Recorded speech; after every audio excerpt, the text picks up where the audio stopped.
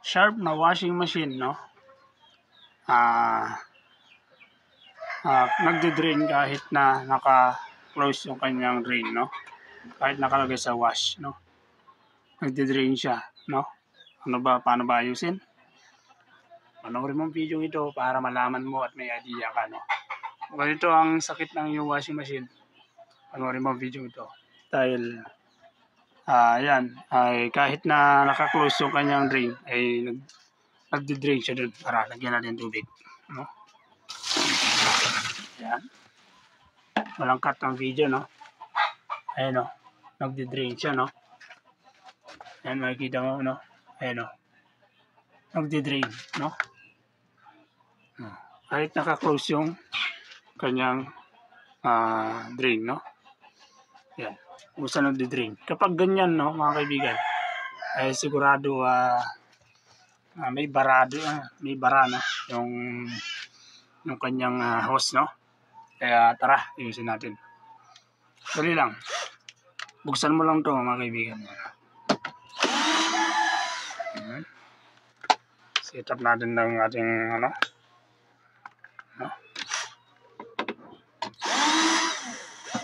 Ayan. Dali lang to, mga kaibigan.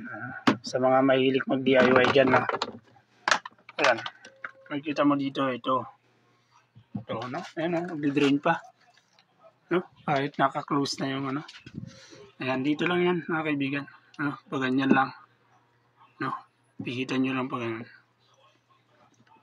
Diyan lang yung sakit niyan, no? Ayan, no? May tubig pa, no? Kapag kusa kasi nag-drain yan, sigurado. Ayan. May nagbara. Ayan, no? No? Ayan. May bumara, no? Na ano ba ito? Tela, no? Saka buhok. No? Ganyan lang, no? Tapos balik nyo. Tingnan natin kung magdi-drain pa, no? Ayan. Yan lang yung anuhin nyo, check nyo pagka nagdi-drain, no? Ayan, di nyo, wala na, no? Pero lagyan natin tubig.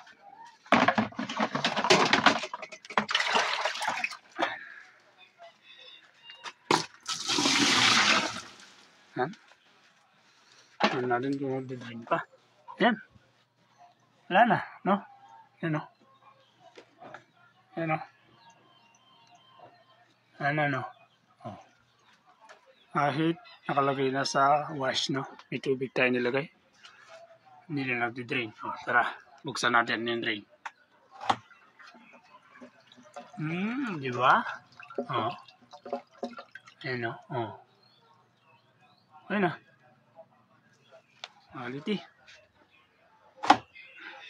Ganun lang, mga kaibigan. Sana may natutunan kayo.